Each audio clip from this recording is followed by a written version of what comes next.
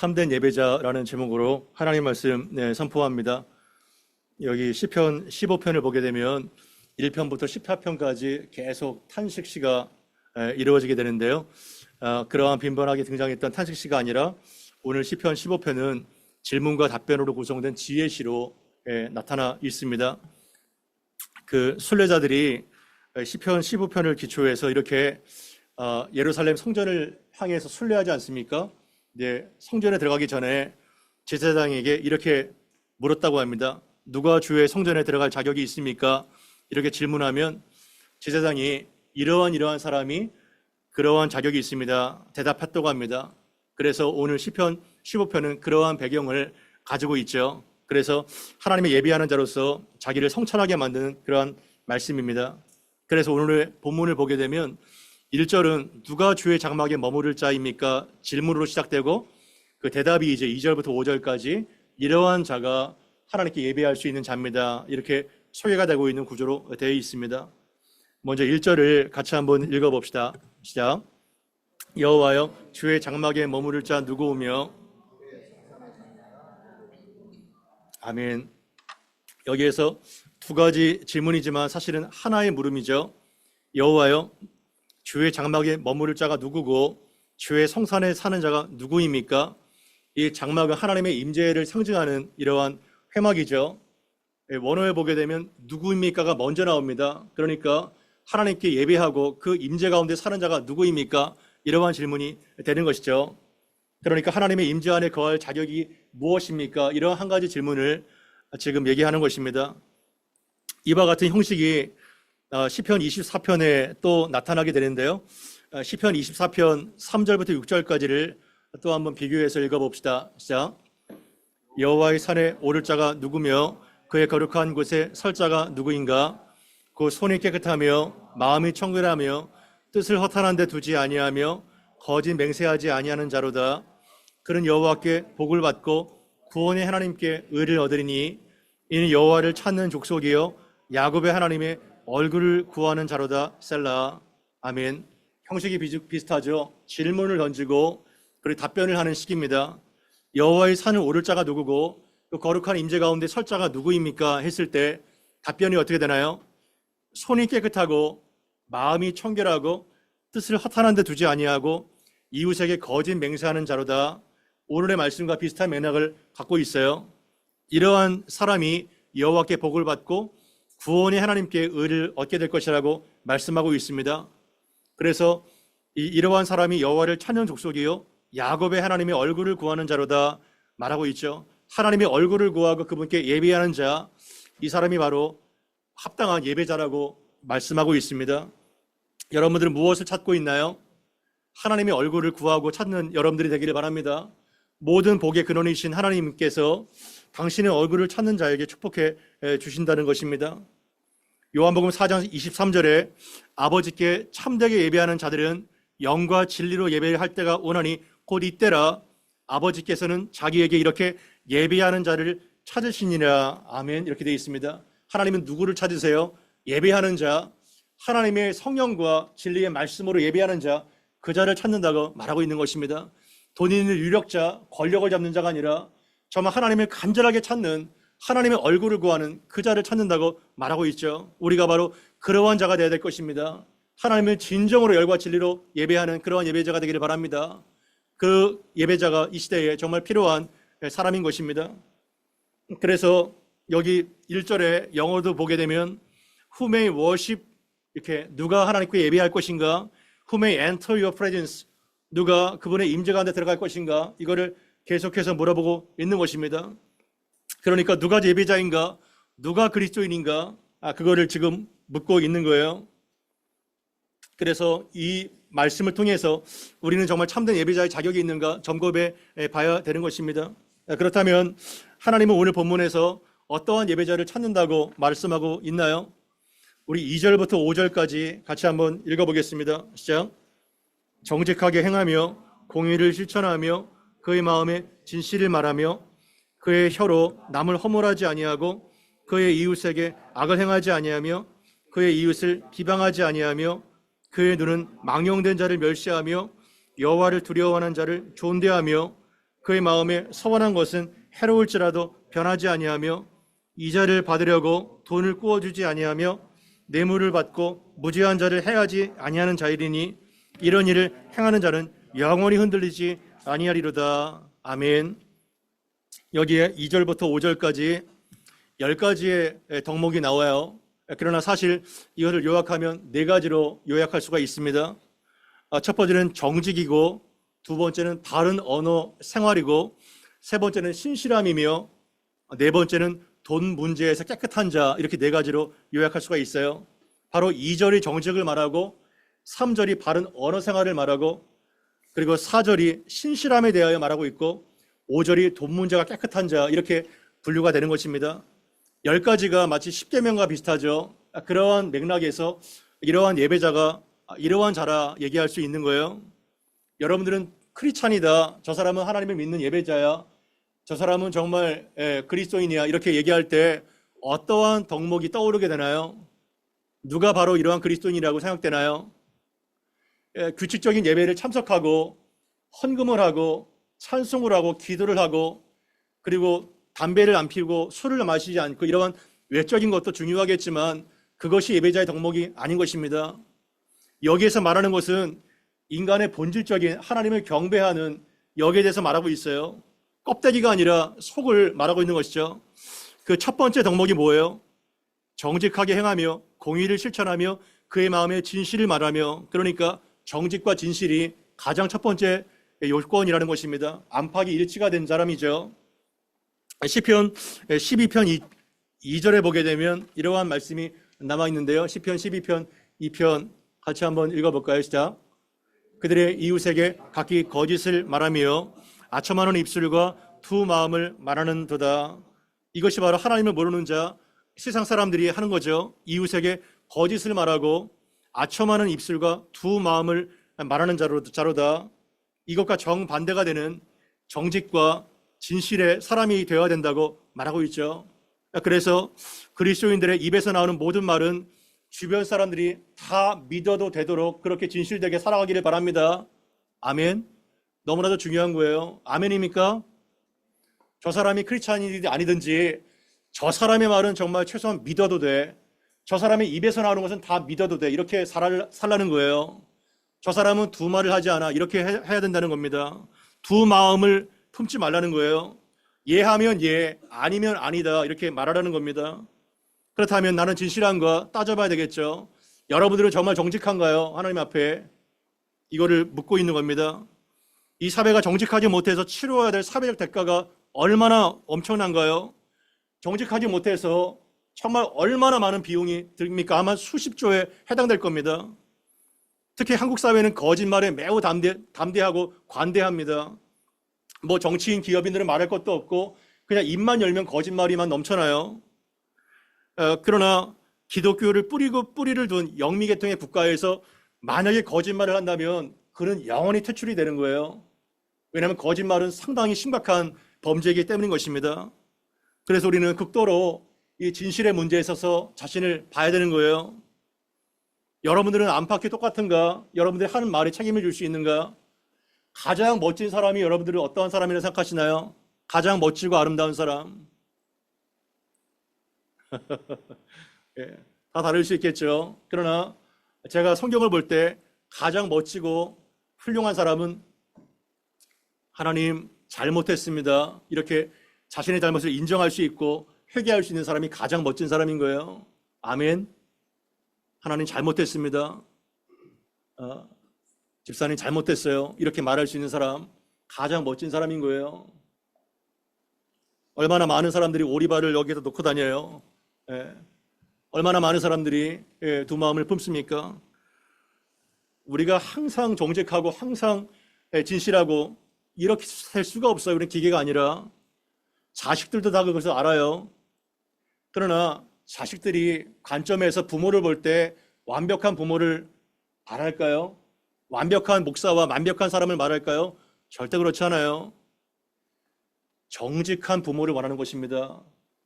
잘못을 했을 때 우기고 따지는 것이 아니라, 그럴 수밖에 없다고 변명하는 것이 아니라, 미안하다 엄마가, 집사님 죄송해요, 제가 잘못했어요, 자신의 잘못을 솔직하게 인정하는 사람이 훌륭한 사람인 거예요. 3절을 보게 되면 바른 언어 생활이에요.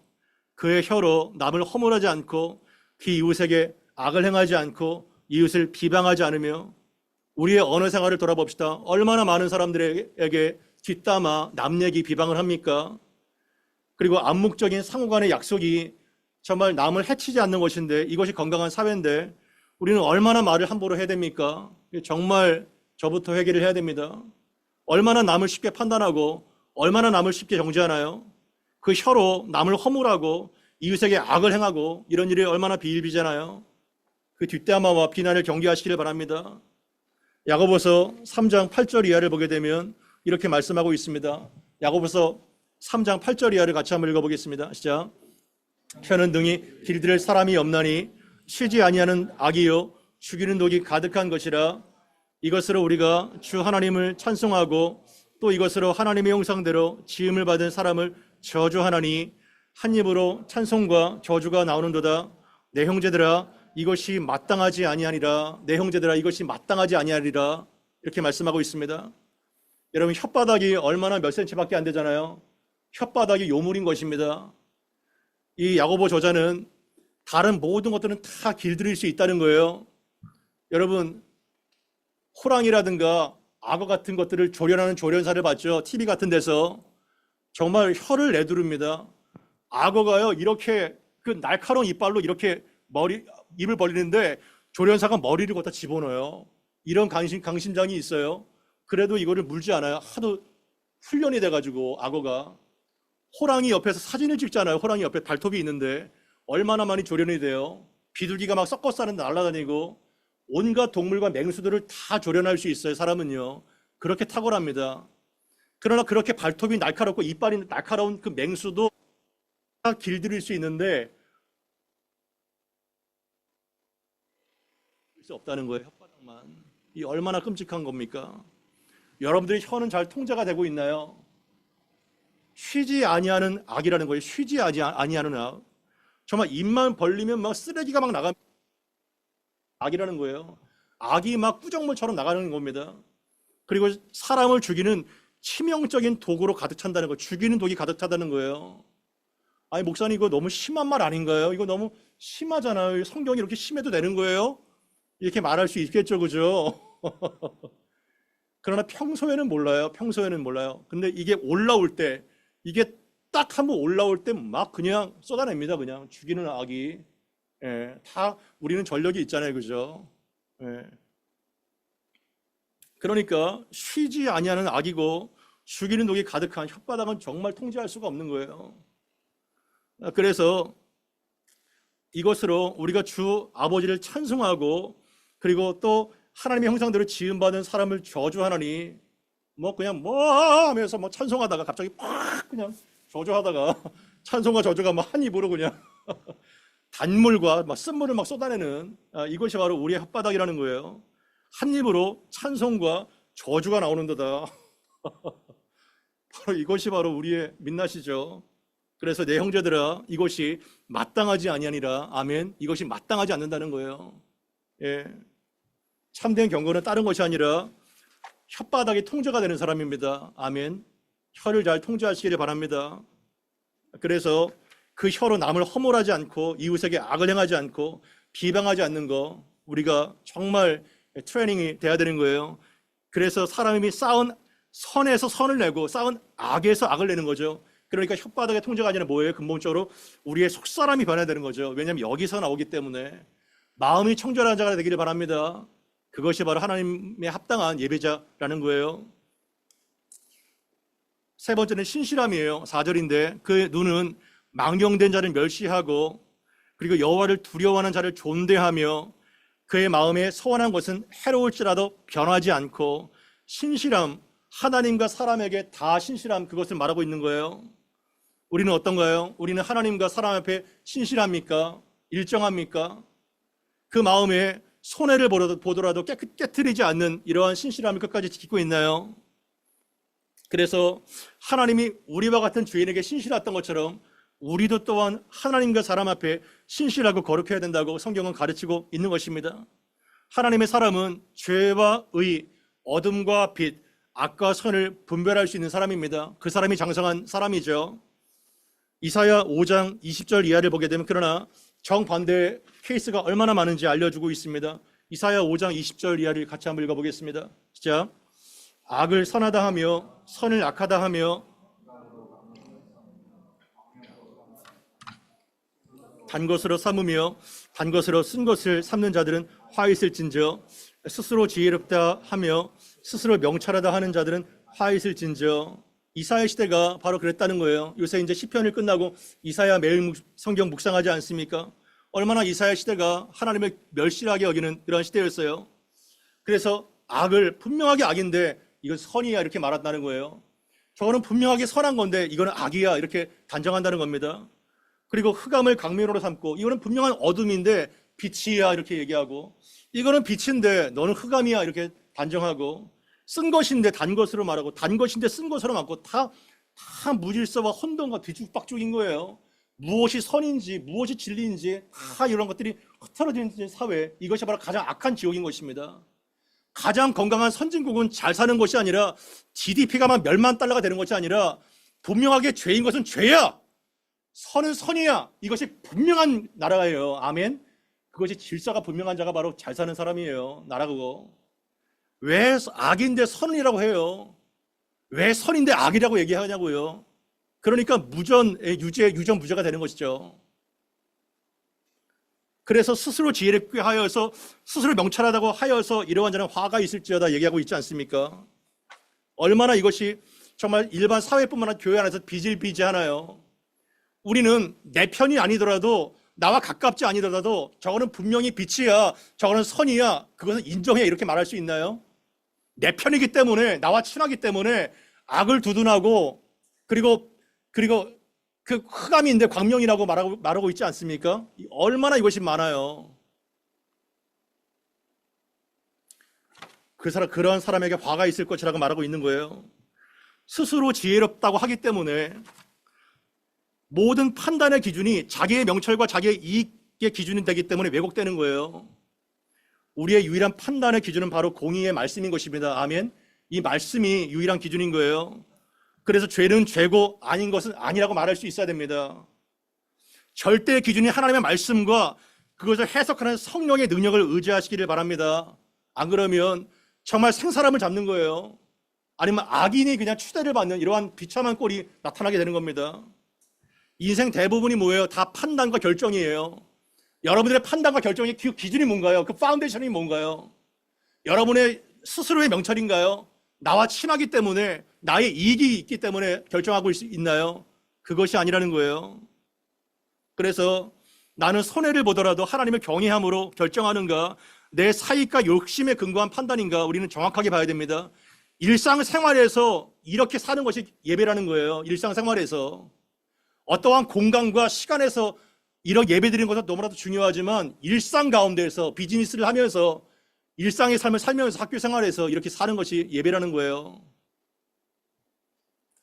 5절 보십시오. 5절은요, 돈 문제가 깨끗한 거예요. 이자를 받으려고 돈을 꾸지 않고 뇌물을 받고 무죄한 자를, 아무 죄가 없는 자를 해하지 않는 자라는 거예요. 이러한 일을 행하는 자가 영원히 흔들리지 않는다고 말하고 있는 것입니다. 디모데전서 6장 9절 이하를 봅시다. 디모데전서 6장 9절 이하를 같이 한번 읽어보겠습니다. 시작. 구하려 하는 자들은 시험과 올무와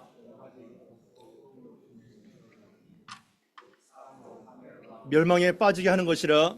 돈을 사랑함이 일만하게 뿌리가 되나니 이것을 탐내는 자들은 미혹을 받아서 믿음에서 떠나 많은 근심으로써 자기를 찔렀도다. 아멘. 제가 이렇게 예배를 드리고 모양식 교재를 매주마다 가져왔어요. 그것이 저에게 참 위로가 됐고 기쁨이 됐어요. 우리 아이들이 얼마나 참 진솔하고 참 사랑스러운지 몰라요. 이 모양식 교재를 하다 보면요, 애들의 마음속에 있는 것들이 다 나옵니다. 너의 꿈이 뭐니? 돈이에요, 돈. 목사님, 돈 잘 버는 거예요, 돈. 야, 얼마나 귀여워요. 얼마나 솔직해요. 어른들은 다 감춰요, 그거를. 하나님 앞에 더 가까이 나가는 겁니다. 하나님 앞에 예배하는 겁니다. 다 열방을 섬기는 겁니다.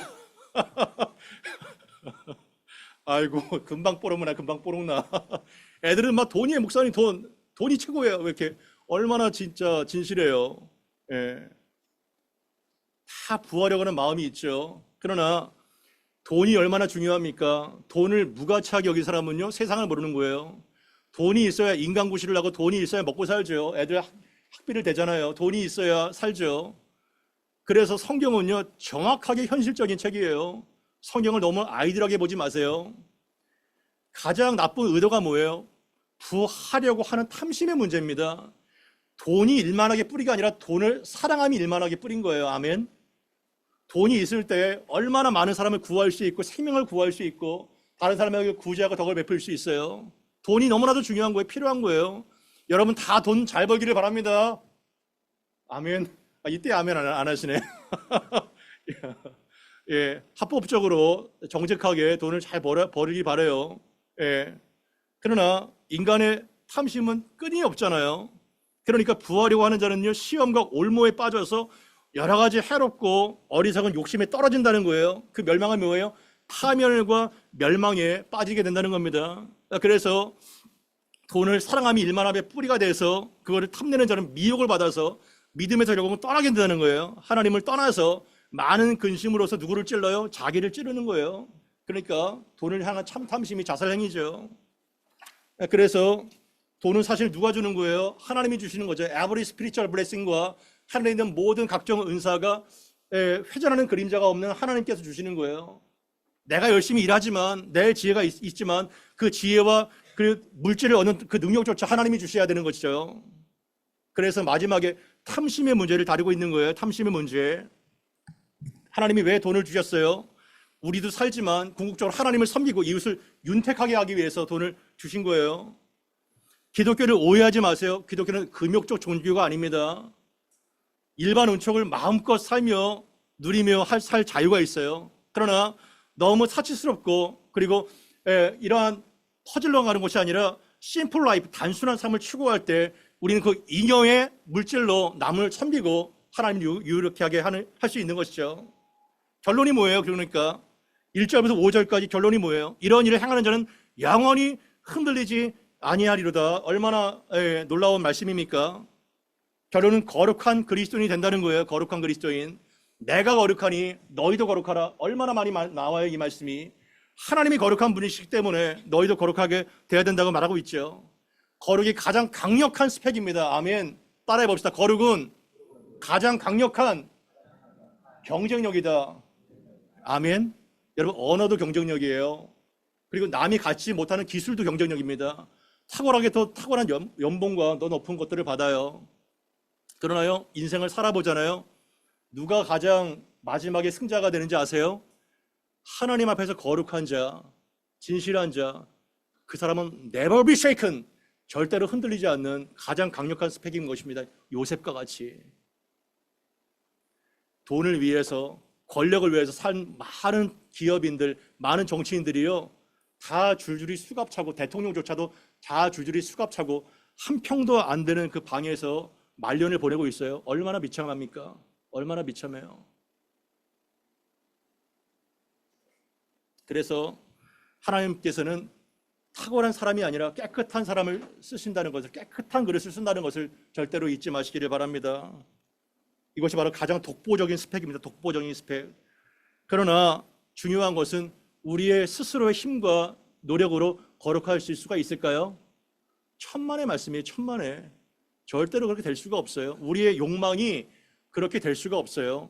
사람이 거룩해야지, 정직해야지, 신실해야지 알잖아요. 이 유치원 애들도 다 알아요.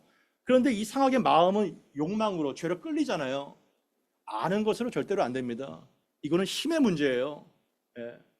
성령의 그 힘에 끌리는가 아니면 사탄과 나의 욕심에 끌리는가, 그 힘의 문제지 아는 것의 문제가 아닙니다. 그 사람이 몰라서 그렇게 줄줄이 수갑차고 끌려가요. 다 알지. 몰라서 스캔들을 벌이고 몰라서 그 불법 자금을 받아요. 뇌물을 받아요. 다 알지.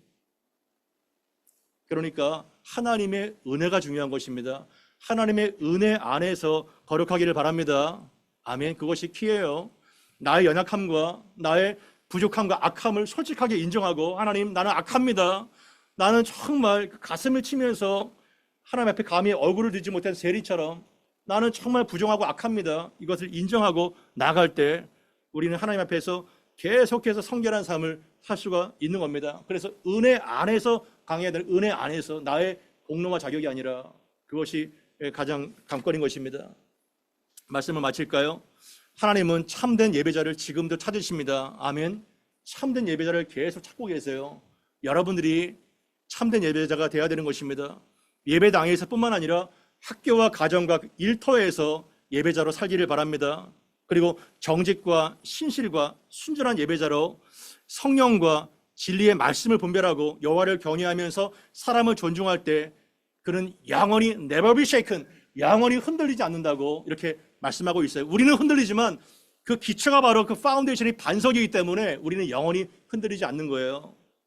그리고 거룩은 가장 강력한 스펙입니다. 그 어떤 것과 비교할 수 없는, 어떠한 명문대와 어떠한 놀라운 자격증과 비교할 수 없는 가장 강력한 스펙이 바로 거룩인 거예요. 이 사람은 절대로 never be shaken, 흔들리지 않습니다. 왜냐하면 그 반석이 바로 하나님 앞에 뿌리를 내렸기 때문에 이것이 바로 시편 1편과 계속 관련이 되는 거예요. 애치냐 못 치냐, 말씀에 뿌리를 내리고 하늘 향해서 뻗어나가는 그러한 철을 따라 열매를 맺는 잎사귀가 마르지 않는 그러한 애치냐 나무냐, 아니면 바람에 휙 휘날리는 모치냐, 바람에 막 날리고 뿌리가 없는 이것과 진비가 없는 겁니다.